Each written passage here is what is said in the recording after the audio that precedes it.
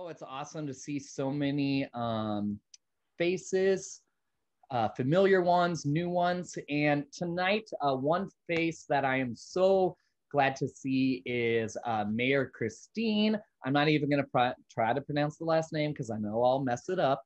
But Mayor Christine, I actually got to hear from in Council Bluffs, Iowa, clear back, I think, around August of 2019 for the opening of the campaign office for Pete's presidential campaign. And it was just amazing to hear Christine's story and her belief in Pete as a candidate for president, but even more so in just the ideals and the vision that he promoted for our country. And I know that this book probably speaks a lot to Christine's experiences as mayor of Parkland, Florida, and then also just, you know, as an individual citizen. And so we're thankful that Christine is with us tonight. And so Christine, would you introduce yourself? Yeah, hi everybody. Oh, I'm so happy to see so many familiar faces from Nebraska, from Ankeny, from South Bend, everywhere. It makes me so happy. Yes, I was part of Team Pete before it was cool. Isn't that what we're saying now? Look at my card. So I'm Christine Hunschofsky. I was born and raised in Boston, Massachusetts. Moved to Florida a little over 20 years ago with my husband. We have 2 children. I just became very active in the community because I believe that community is so important, and it's important to have that sense of connection to your community, or in other words, belonging. And I just became very involved. And then I was on our education advisory board. When a seat opened up on our city commission, I had been attending meetings for about 10 years. So everybody said, oh, you should run. So I ended up running for the commission seat. And then when our mayor decided to run for county commission, I was encouraged to run for his seat. And I became mayor in November of 2016. After that, we had flooding that we had never had before in June of 2017. We had a hurricane in September of 2017. Then we had a mass shooting in our small city of 3,000 people in February of 2018. And now we are in a pandemic. So when you talk about trust, this is a topic that is very near and dear to my heart. And I honestly believe, as is mentioned throughout the book, it is the absolute foundation in order for anything to get done. Well, thank you so much, Christine. And also, congratulations on becoming a state representative for the state of Florida. Yeah. This was a hard year. I wasn't actually, for those who don't know the story, my friend Kristen Jacobs was actually our state representative. And in April, she lost her 3-year battle with cancer, and had contacted me prior to her passing, and had said her health was declining and asked me to run for the seat because she felt that my approach to things, I could make a difference. And she was an amazing person, very progressive, but also very practical, and worked with everyone and anyone in order to make progress. And she was an incredible environmentalist, and I'm so honored to be carrying on her legacy. So very blessed. Thank you for sharing that, because I did not know the background of the situation, and trust definitely played a role in that phone call and that situation. So I just think that is a cool little story that I did not know and learned something. So thank you so much. And thank you to everyone who submitted questions. We have a large group. It looks like a little over 70 right now. So we're going to start first with those who submitted questions for Mayor Christine. And so I'm going to jump on over to that. And our first question tonight, and we'll unmute you. And if you don't remember your question, just let me know and I can read that off for you. But Jana, could we unmute Abby from Western Iowa?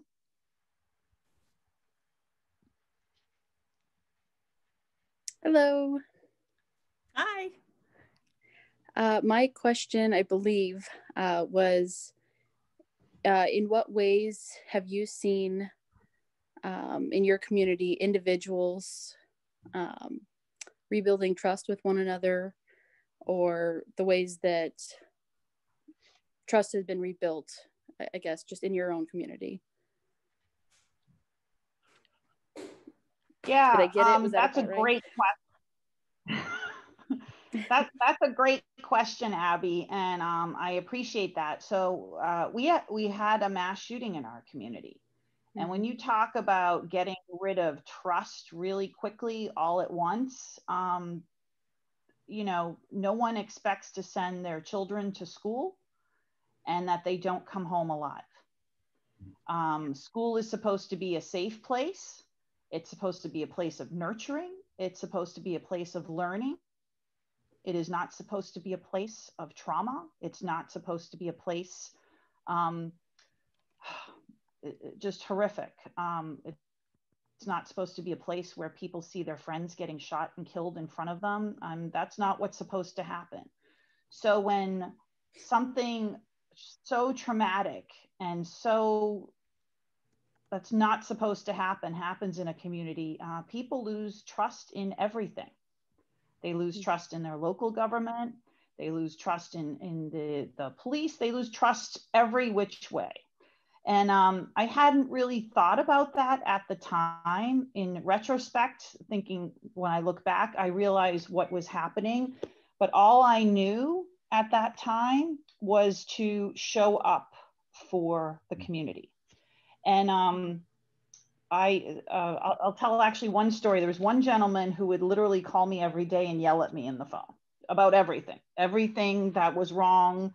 And thankfully, I recognized that was trauma yelling at me, not him and not necessarily me. It was trauma he was working through.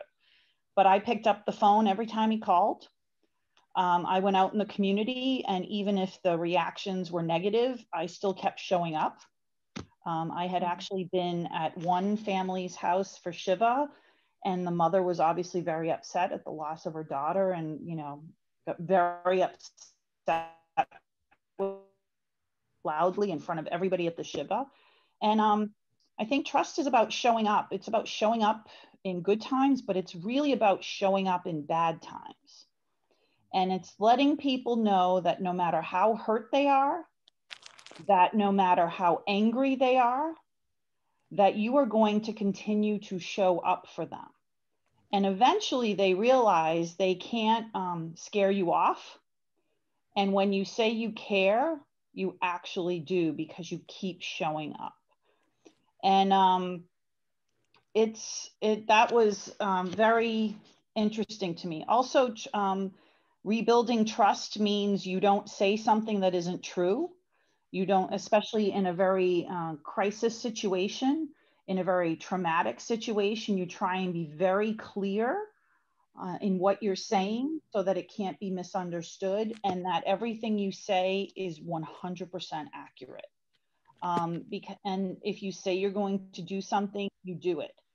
And because when actions align with words, that's also makes people trust. When you say one thing and you do something else, that really erodes trust. And in a very traumatized community, the number one thing you have to do is rebuild that trust, because a community cannot heal. A community cannot move forward without that basis of trust. Trust in everyone, and to a certain extent, trust in humanity again. Thank you, Mayor. What a great question. Thank you, Abby. And showing up, I'm a school teacher and I teach in an alternative ed, and we get told every day, just showing up each and every day for those students is crucial. And so thank you, Mayor Christine, for showing up for your community each and every day. Our next question comes from Jamel. Jamel, it's great to see you again. Jamel's been part of our last few book clubs. And so Jamel, we'll get you unmuted and you can ask your question for the mayor. Thanks, Wes, and thanks for being with us, Mayor. My question is along the same lines, but it's a little more personal to you. You know, you're as an elected leader, you have difficult decisions to make. You have to make compromises. Can you share an experience in which you personally lost trust of a constituent or a group of constituents? What caused the loss of trust, and what steps did you take or would you take to try to rebuild it? Ooh, that's not a loaded question at all. Have I lost trust? I have often lost trust in people. So I'm already 50. I'm going to be 51 next week. And yet I still refuse to allow my fear of being let down allow me to give people the opportunity to trust them. So I start from a place of, I'm going to trust you until you give me reason not to, just because I don't want to live my life any other way, if that makes sense. Have I lost trust in people? Yes, I have lost trust when people have presented their intentions one way and their intentions ended up being something else. That for me is probably the most painful way to lose trust in someone, in the sense that, you know, listen, we all make mistakes. We can say something we thought was true at the time or whatever, but when you misrepresent your intentions, that's really difficult. The way I try and rebuild trust with people is to kind of find out why that was the approach that they took. And also look at maybe the approach they took it that way because they didn't trust me yet, or they don't know how to trust someone first until they give them a reason not to. And I try and work on that trust. And sometimes that's successful, and sometimes it's just not workable. But I try and always begin from a place of trust. I try and always be very straightforward with people whenever I can. If you want to get something done, you have to trust. Any contract that you have, even if it's in writing, if you don't trust the other party that you're signing that contract with, the contract doesn't really mean very much. I don't know, did I answer the question? I feel like No, that was really telling. On the flip side, have there been situations in which people told you that they lost trust in you because of a decision that you had to make? And then how did you deal with that? I know we're supposed to have thick skin when we're in public office. I don't know if I'm ever going to grow that skin. And to a certain extent, I'm not sure I want to. It does bother me if people feel they can't trust me. It bothers me if I feel like I've disappointed someone. Sometimes I've wanted to go in a certain direction with something and things have happened where it became absolutely impossible. And I have had those situations, and I would think most elected officials have. I then try and spend time explaining to people even before the decision, or if I know it's going a certain way, to talk to people beforehand and kind of explain what's going on around it. Sometimes that has helped, where people then understand why I'm doing what I'm doing. And other times people just wanted the outcome they wanted, and they're kind of done with me. So I've experienced both, but I like people to at least understand the thought process going into it. I would love to say I'm always right. I'm not. But I at least want people to know, and if I explain the thought process, I want them to understand the good intention there is behind that. The intention is always to serve, and to serve as best as possible. Thank you. Thank you, Jamel, for your question. And yeah, just getting people to understand doesn't mean we'll always agree, but I think when you're open and transparent, that builds that trust, even if we disagree with what's decided. I know Jana's going to be jumping off here very soon, so thank you, Jana. And thank you for what you're doing for Kate and CD1. So hope it's a good debate.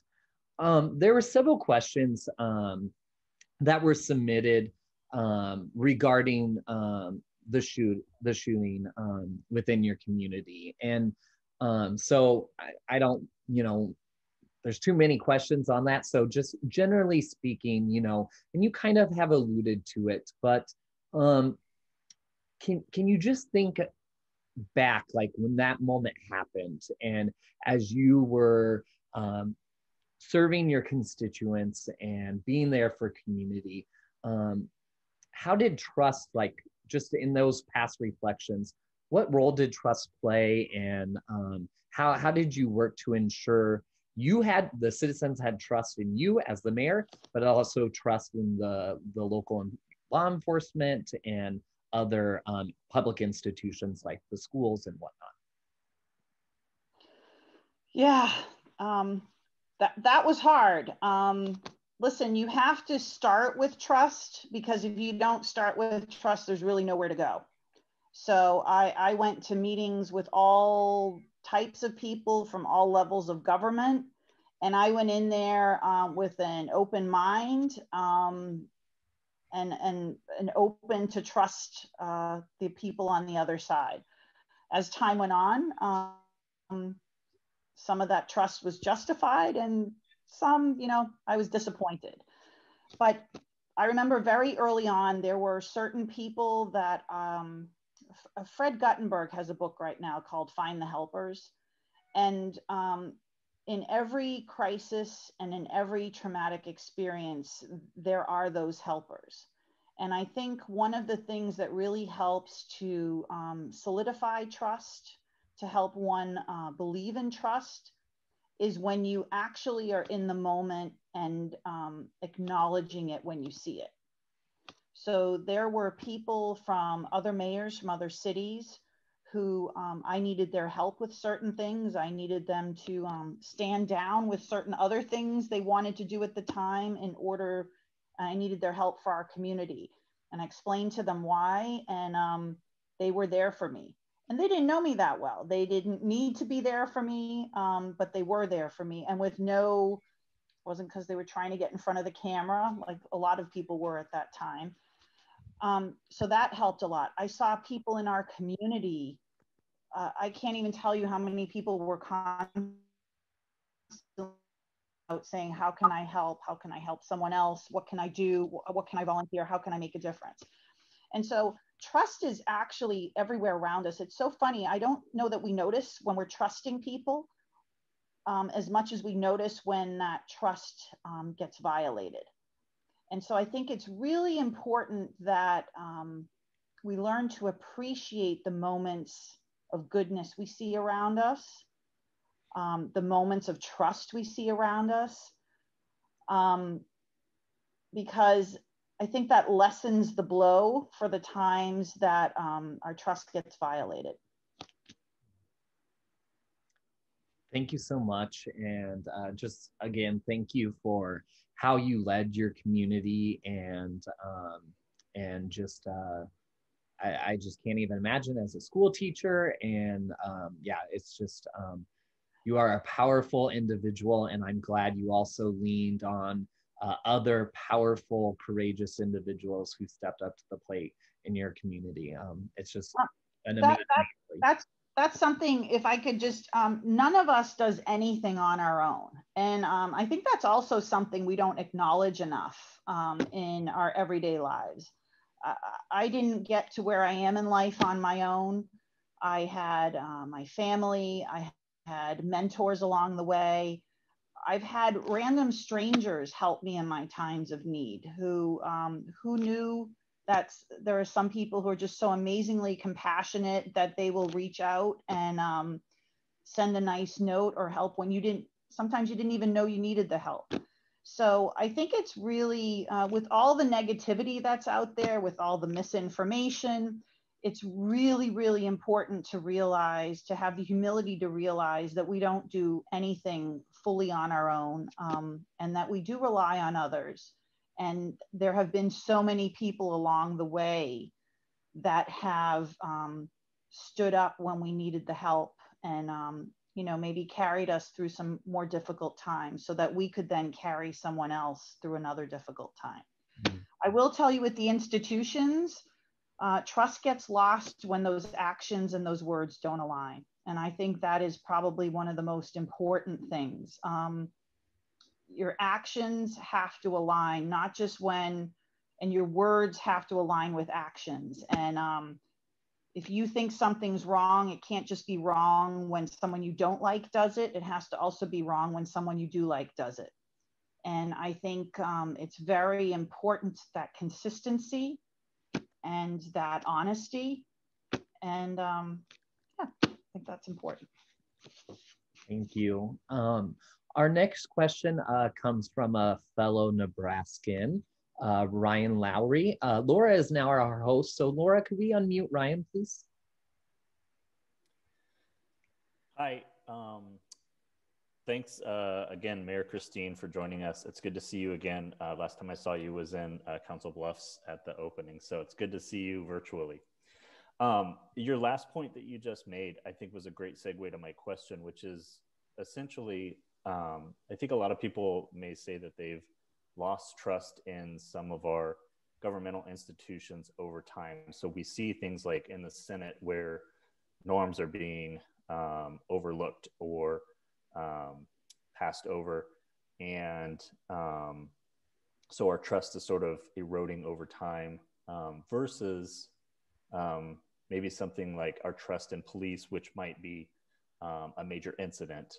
So we're fine with the police in our local communities until there's something like a police shooting. And so we lose trust because of a major incident. How do you see the differences between those two institutions, or losing trust in institutions over time versus something that's like a punctuated or a major event? How do you see those two types of erosions of trust? And are there differences in ways that we can regain our trust back in those institutions? Wow, fantastic question, Ryan. All right, I'll start with the institution one, and let's call it what it is. We see what the Senate is doing right now. So 4 years ago, what they're doing now was not a norm, and now it is a norm. I wish 4 years ago they had just been really honest about what the motivation was, and had they been very honest about what the motivation is, we would at least trust them now. We might not agree with it, but at least we would trust what they're saying. And that goes back to just be straight up with what's going on. It's very interesting to me that people don't trust Congress, and yet they all trust their congressperson, it seems. So there's definitely that element of, we don't see each other. We don't hear each other. We don't acknowledge each other. It's very, so if I know someone and I've had an opportunity to get to know who they are, get to know their values, if they screw up or maybe say something that wasn't 100%, since I get the sense that I know them, I can work through that because I have that, I think Jamal was saying, I have that trust bank with them already. But if you don't have that, it becomes very difficult. And again, the issue that I see with the Senate right now is that 4 years ago, they weren't honest about what the reason was. And that's the big issue. If you're honest about it, I don't have to like it. I don't have to agree with it from a value standpoint, but at least you were being honest about it. With something like the police, when you have like an incident, or like in our case where you had like a mass shooting, whenever you have an incident like that, and especially when you keep seeing those images, of course that erodes trust.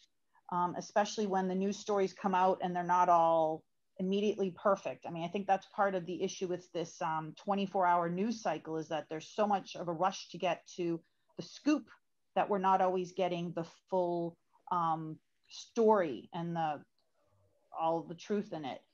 And then when those incidents happen and they erode that trust, it's really important as a community that those in the community that are losing trust have an opportunity to be seen and heard. Trust is also, so I don't know if anybody's ever had this feeling, but when I feel like I've been through something and I've had a certain experience and I talk about, and then someone says, well, that's not really a big deal. What does that do for trust? The idea of being dismissed, someone not trusting your experience. It might be different from theirs, but it doesn't make it any less valid. So I think giving people an ability to be seen and feel that their experiences are validated, their concerns are validated, all that rebuilds trust, because it says, while that may not have been my experience, I believe your experience and I trust that this is your experience. And now how can we work to make sure that you don't feel that way anymore? And how can we make that better? As you were talking, Misty, I believe, who is joining us from South Bend, put a great question in the chat that kind of speaks to what you've been talking about. So Laura, could we unmute Misty?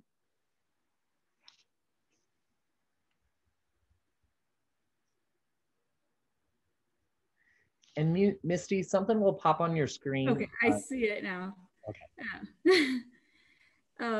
So as someone living with a disability, I often found myself in my community, community as in the disabled community, ignored until Mayor Pete came into our lives here in South Bend. Because I'm originally from Bedford, Indiana, and I actually moved to South Bend because I came here and visited, and it was so much more accessible than my hometown because it was just historic, and all we had were limestone sidewalks. And what ideas do you have to make sure that people don't feel ignored by their leaders? Yeah, I mean, great question. And sometimes as leaders, it's really important that we're very cognizant that we don't stay in our own bubble. As humans, it's kind of what we do. You know, we kind of stay in our bubble sometimes. And as leaders, it's very important to be as accessible as possible. And that includes, I personally have my email out there, unless every once in a while I might miss an email, but just being very responsive to the community.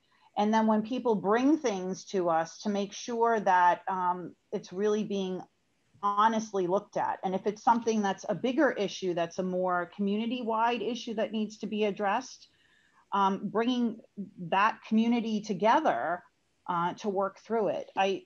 Listen, I think people forgive when you can't get everything done right away.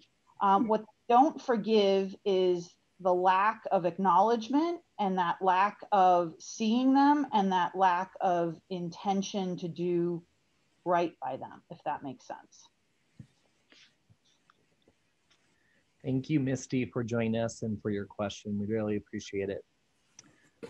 Jordan also put a question in the chat about high school students. And so, Jordan, we're going to unmute you so you can ask your question.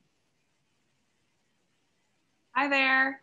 I teach high school students in Lincoln, Nebraska. Wonderful.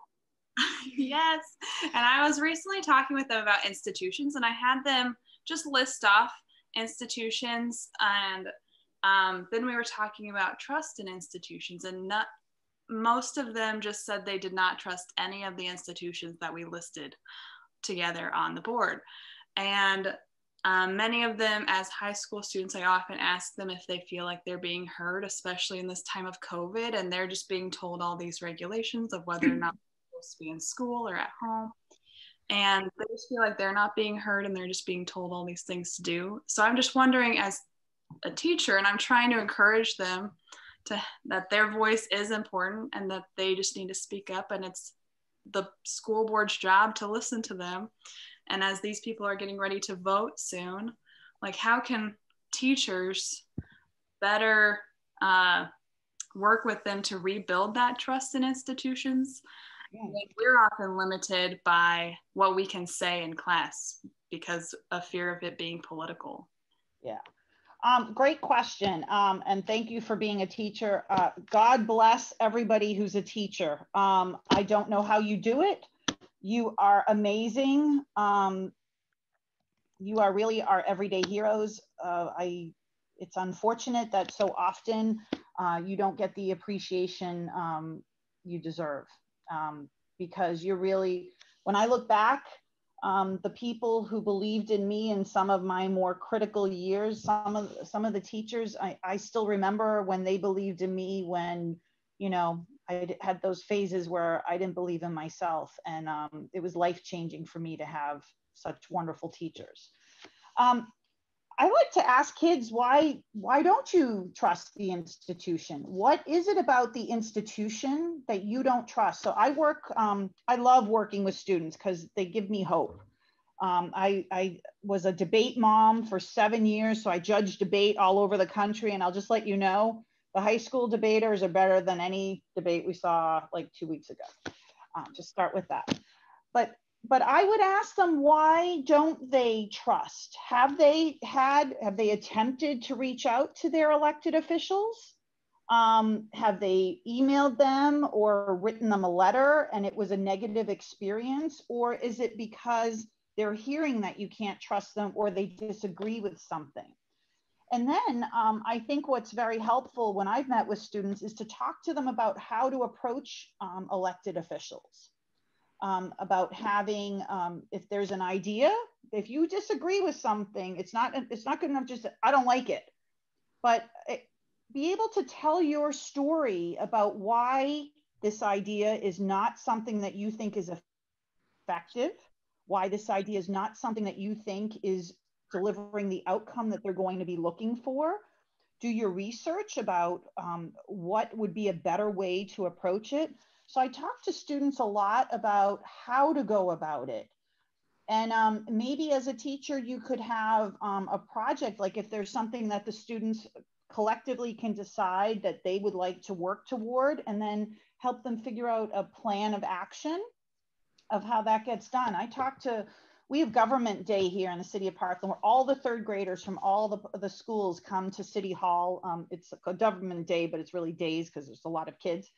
And we talk about the importance of being involved in government. I tell them stories about how we have ordinances in our city that the ideas came from students, and a student didn't just come up to somebody one day and say, hey, I have an idea and you need to do it because I said so. They did their research. They looked at these ordinances that were done in other cities. One is an anti-tethering ordinance. And it's very empowering for students to hear that and to see examples of where students do make a difference. I also talk to them about the importance of voting, and that elected officials listen to people who vote. Social media is wonderful. Everything else you do is wonderful. But if you don't vote at the ballot box, that's it. That's your voice. Because all elected officials can have access, anyone can have access as public record to who voted, not how they voted, but who voted. And when it comes to election season and getting policy done, people go back and look at the people who voted and want to hear what they have to say, because they know, especially if they're super voters, they're going to vote again in the next cycle and the next cycle. So, and with the kids, I always compare it to, it's like when it's dinner time and you're asked, so what would you like for dinner? Do you say, oh, I'll just go along with what everybody else says? Or do you actually want to have a say in it? And that's exactly what voting is. Voting is you're having your voice and you're not allowing everybody else to be your voice. But I like to have specific projects with students. I'd like to find out where that lack of trust comes from, and then work to see where there may be elected officials and where there may be things that they could influence, and then help them, you know, empower them in how to go about that, so that and once they have one success, they're going to realize that it's not as difficult as it may seem. And I actually think a lot of grown-ups have the same issue.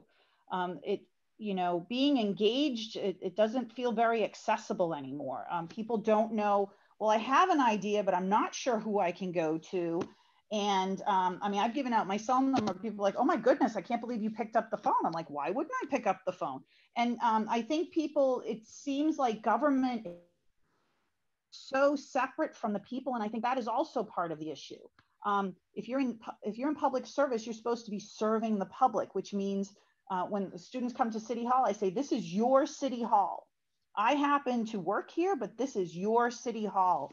And making government and the process accessible to students at a young age, like, so our third graders are like 8 years old, is amazing. Because first of all, at that age, they still think we're cool and we know what we're talking about. You know, that kind of changes as they get older. And I've had the wonderful experience that I've been like at the grocery store, and a student will come up to me and introduce their parents to me, because the parents don't know who I am, but the student does. And can I tell you, that is like the best. Because that's somebody who's going to be, hopefully for the rest of their lives, an engaged citizen, somebody who's going to be an engaged resident in their community, and they're going to make a difference. And so I think it's important for our institutions that we really do everything we can to create that accessibility to the process. I probably rambled on that one. Did that answer the question? I don't know. Lots of good ideas. Thank you. Well, I'm sure, as Jordan said, great ideas. And as a social studies teacher, I loved so much of all that. And, you know, and in your answer, Christine, you brought up social media. And we certainly can share our voice and our opinions, but the ballot box is really what matters and makes that difference. And Christy from Virginia had a question about social media. So we'll get you unmuted, Christy. Oh, so I actually had, I guess, a two-tier question about, first, what is the responsibility and I guess, not even responsibility, what is the impact, I suppose, of media, regular, that we're used to, traditional and social media, on building and actually destroying trust in our institutions, in our society? And then we as private citizens, what's our role and responsibility to rebuild trust, because we know it's falling apart? What can we do as citizens to do it, to help fix it? Yeah. Oh, do you have 5 hours? That's a great question, and it's a really tough one. So social media can be great in so many ways.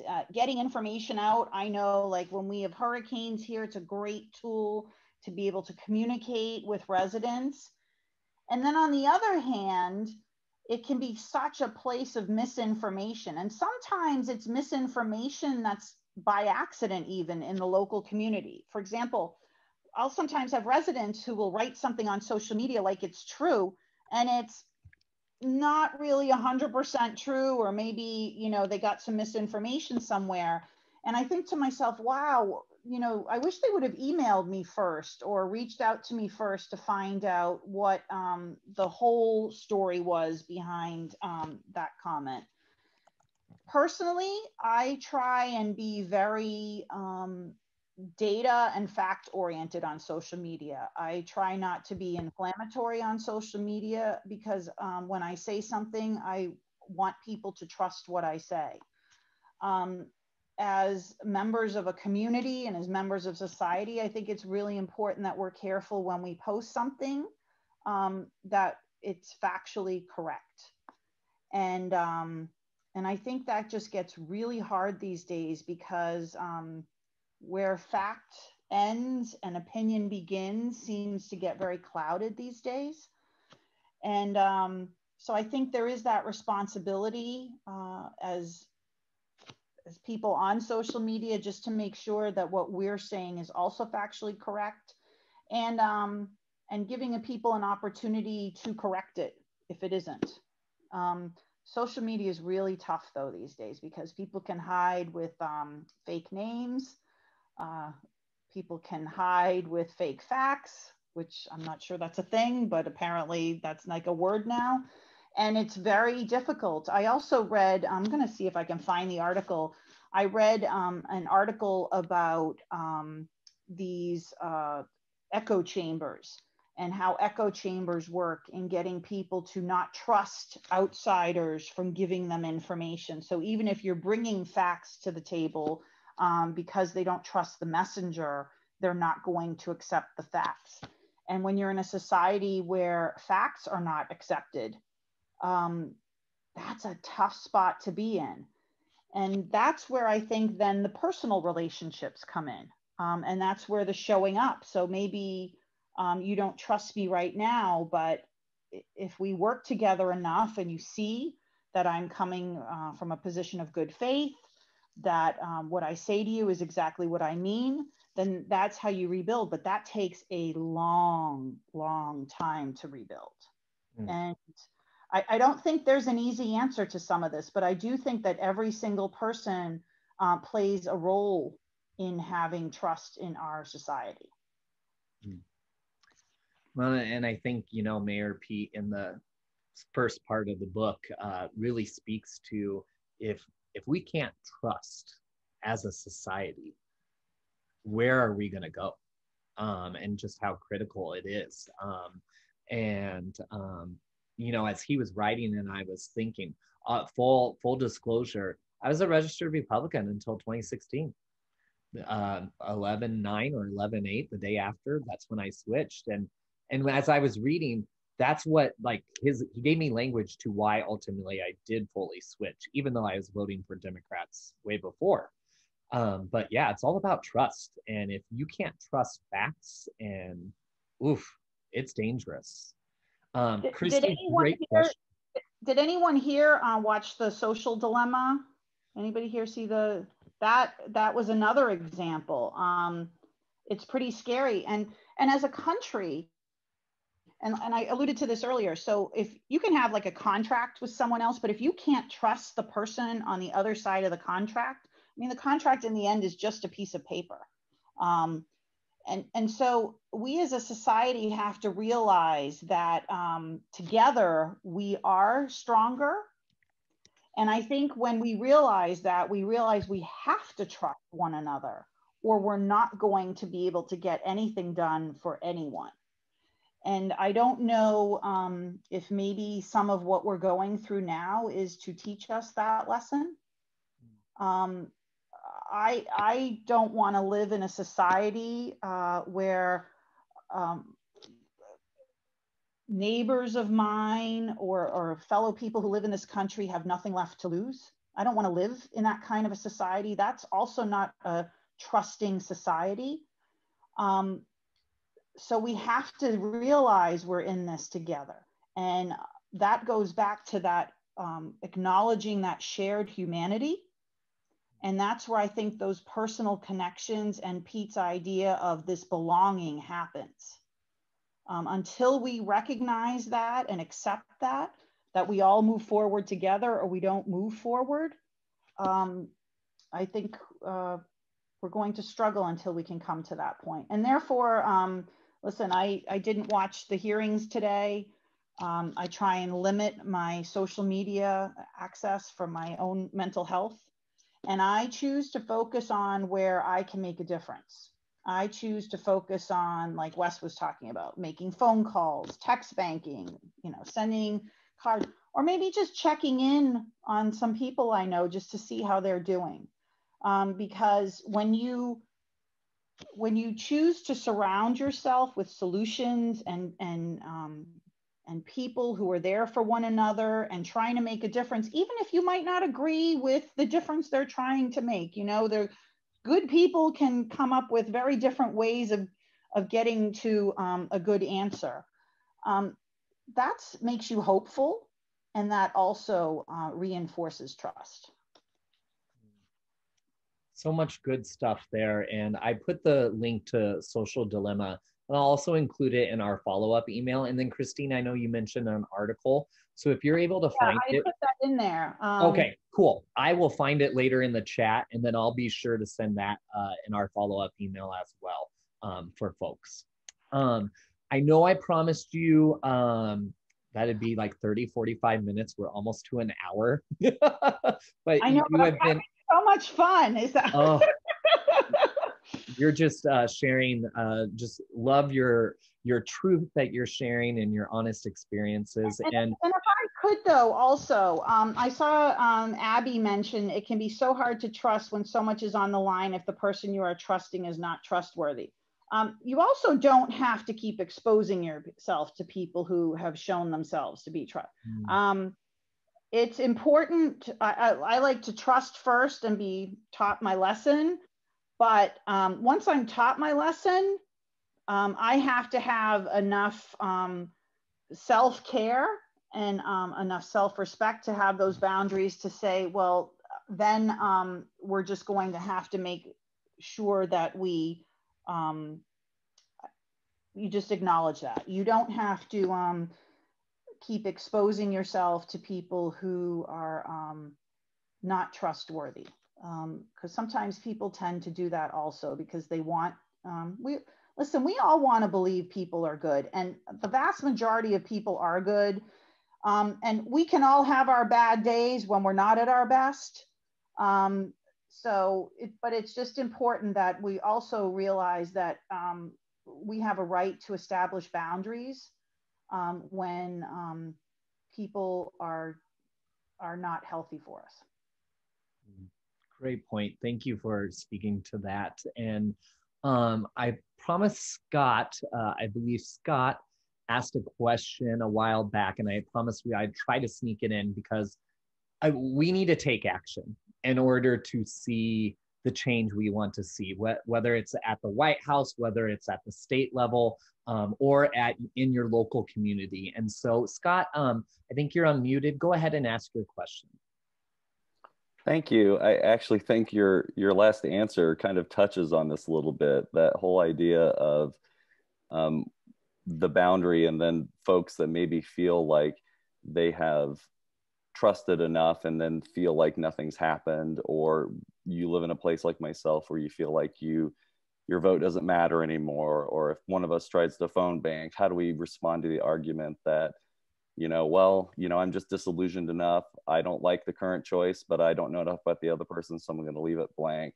How do you advise those of us that want to do something to, have an impact on those little conversations or the little things that we want to do? Because even people like us that live where we do want to feel like we're making a difference too. Yeah. So I like to point out to people how many people didn't vote last time, and imagine if all of them had voted, where we would be right now. It'd be great to say I don't like either one of my choices, and I actually talked to the third graders about that. I often don't like any of my choices, and yet those are my choices. So you're still making a difference. It might not be the perfect scenario that you would like, but there has to be a difference between the two candidates. And that's when I focus on who is most aligned with my values. The idea of, building a better community and all that. And so if all the people who didn't vote last time voted, what would our country look like today? And what would it look like tomorrow if we could get everybody who was so disillusioned to come out and vote? Not voting means you've decided you don't have a voice. And I kind of look at it like, I'm not going to let someone get me so down that they have me taking my own voice away. They might try and take my voice away, but I'm not going to make it easier on them by taking my own voice away. And then sometimes I like to get people involved in something that's more local, where they maybe feel they can have more of an impact, because it's really a lot easier and it feels less overwhelming to work on local races. But local races also drive turnout for national races. So you can make a huge difference just on the local level, whether it be a school board level, whether it be a city commission, or anything like that. And sometimes it's also just about telling someone, you know what, how about I'll set up something and we'll all go do it together. Because then, even though you think your voice doesn't matter, well, I have another 5 people with us. So maybe the 6 of us, our voices will matter. And if nothing else, you'll have some camaraderie with some people who think it's fun to go door to door, you know, in a very safe way, you know, with the mask and keeping distant. And I think, but when we can bring people along, I know there are so many more people that are involved this year than were involved 4 years ago, because maybe they did sit out, maybe they did vote third party, and now they feel like it's more accessible because with all the phone banking, with all the texting and technology, and now we're doing like Zooms, and so with technology, things seem to be more accessible. So I think making it people feel like it's more accessible, but then also working to reach out and say, all right, I might not feel like my voice counts, but I'm part of a group that's going to make a difference. I think, you know, we've read several books, and Amanda Littman, she's the co-founder of Run for Something, which helps young progressives across the country run for local office. And that was what she said is, you know, like, you have to start local. And unfortunately, Democrats, we kind of forget about the importance of local races, and we just focus on the big. Nobody cares about us locally. I mean, I think this is like, at least in my area, the first year I've seen so many of the parties being interested in local races, and before we were kind of on our own. And actually the fact that a lot of local elected officials are on their own means they're also really good resources in learning how to get involved, because they kind of had to figure it out on their own without a lot of this bigger support. I think getting involved on the local level is fun. It's easier to go to the meetings because they're not very far away. And I think that's where you really feel like you can make a difference. And it's also a way of building community. Yeah. And, you know, and then you also mentioned values.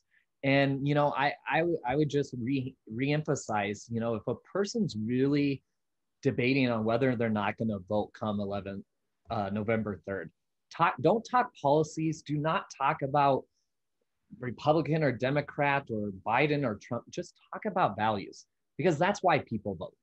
And that's how people choose to vote when it all comes down. So really just speak to values. And like Christine, you said earlier, share your story, because politics is personal. And if they trust you enough to have a conversation about voting, they're probably going to take the time to listen to why you think this election is important and how you're going to vote. So as Sarah just mentioned, relational organizing. Yeah. That is so crucial. Yeah. So those stories are so important. If you talk to anybody who's a nurse, if you talk to anybody who's working in the healthcare field at all, if you talk to teachers right now, everybody's impacted by what's going on right now. And if you want to see that change, it's important to talk about how, you know, your experience could be different if there was different leadership right now.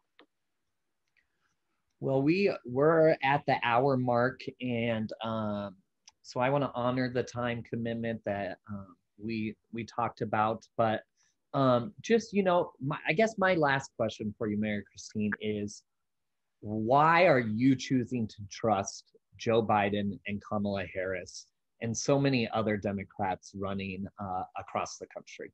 Why is this election so important? Because I'm tired. I'm tired of chaos. I'm tired of fighting over science. I'm tired of things that just should be a given, like science, that it's not a given, that everything is an argument now. I just want some peace and quiet. I want somebody that knows how to show human empathy. Because if we don't believe that our leaders care about us, how do we trust anything else they do? If we don't believe that our leaders see us, how do we trust anything else they do? I just want to be able to take a deep breath and say, it's okay. I don't have to worry about what story is blowing up tomorrow and the day after. I don't want this constant chaos. I want people to remember why we're all so special as human beings, and why this country is great, why so many people want to come to this country because of opportunity. I want us to remember the best in each other. And Joe Biden and Kamala Harris really know how to show humanity, and they know how to remind us and call upon our best values and the best version of ourselves, and remind us that, like, we're all in this together. There's no such thing as, you know, your neighbors don't do well and you're going to be doing great, because eventually, you know, we're all connected with each other. And mainly, I just want to breathe again. I just want to be able to take that deep breath and not be arguing with people over whether a mask is a good thing or a bad thing. I want us to be able to agree on facts, and I want someone who can bring us together so that we can actually get things done for everyone in our country. And we can't do any of that when all we're dealing with is chaos and circus. Great answer. And thank you again so much, Mayor Christine. The thank yous have been pouring through on the chat. You know, your story, your truth, and your experiences are inspiring. And I just thank you for, I couldn't think of a better way to start our conversation over Pete's new book. And just thank you so much for choosing to spend tonight with us. We really appreciate it. Well, if I could just say something to you, Wes, volunteering on Pete's campaign was the joy of a lifetime for me. After you go through a trauma like we went through in our city, being able to find people from all over the country that believe in goodness, that believe in belonging, that believe in respect, that believe in joy, there is nothing more affirming than that. There is nothing more wonderful than that. And it is a gift for me to still be in touch, first of all, to have met so many of you and to still be connected to so many of you. And you may not know this, but when we talk about those helpers, so many of you on this call have been those people for me that have renewed my faith in this country and in the goodness of people. And so for that, I'm sorry that I went over, but this has been such a positive, wonderful evening to me. And this has been, honestly, for me, a gift to be here with all of you. And I appreciate it more than you know. Thank you so much, really, again. And we'll certainly be, this makes me laugh. I can't even remember what the call was, but Pete was doing a call fundraising probably for someone, and Mayor Christine and I were on there and we're like chatting back and forth. And the first question was one that I submitted, and I was totally thrown off by it as you and I are just dialoguing on Twitter. I totally took Wes off his game. It was like we were passing notes and the teacher called on us and we got in trouble. Right? Well, thank you again. And to everyone who's on the call here, like I said, I'll share the link to that article, link to the documentary on Netflix. But then I wanted to, if you can just stay on for just like 2 more minutes, everyone, I'm going to share my screen one more time. And because as Mayor Christine talked about, and I alluded to at the start, is we need to put work in because people are tired and the chaos is all around us, nationally, locally. You know, here in Nebraska, we got a governor who said it's back to normal and our hospitals are at the highest capacity rate since COVID had ever begun. And so there's so many ways you can get involved right here with Building Bridges. And the one way that you can is starts on Wednesday night at 7 p.m. We're gonna have a little, we're gonna just share the various things that we're doing, but we're gonna have the Resistance Company. They're a rock band that has been playing music at various protests across our nation ever since Trump was elected. And then we'll share some more specific things with you. And then immediately we're gonna jump on the phones and support Steve Bullock, his campaign for the US Senate over in Montana. So we would love to have you join us at 7 p.m. Eastern time on Wednesday. And I believe Vanessa's gonna put in the chat the link to join us. Then we talked a lot about relational organizing, and we have training on Wednesdays as well. We only have 3 weeks. Pick one of the weeks to do it and talk to your network. We're gonna also do a grassroots discussion series on how to win over those non-voters that we kind of talked about at the end of our discussion. And then we also have a happy hour. And then we have days of action on Monday to support Joe Biden and Kamala Harris.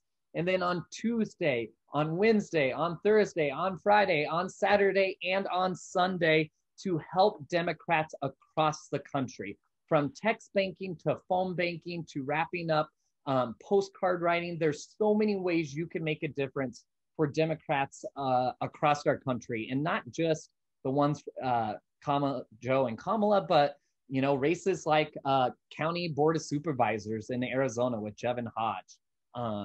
And then we're on social media. Give us a follow, Building Bridges for America. We also have a website, buildingbridgesforamerica.com.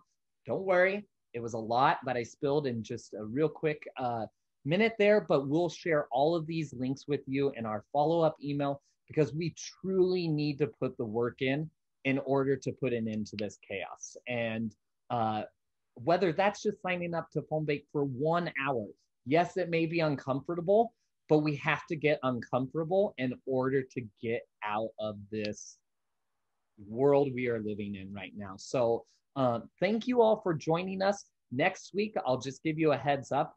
We have Raven Hollins. She was the National Director of Engagement with the Pete for America campaign. She will be joining us. She recently I can't pronounce the company that she started, but it's a way to connect campaigns and get them to create that sense of belonging that Christine talked about, and organizing your campaign in a different way to truly bring about a new era of politics. And so we're excited for her joining us. We hope you sign up for week 2.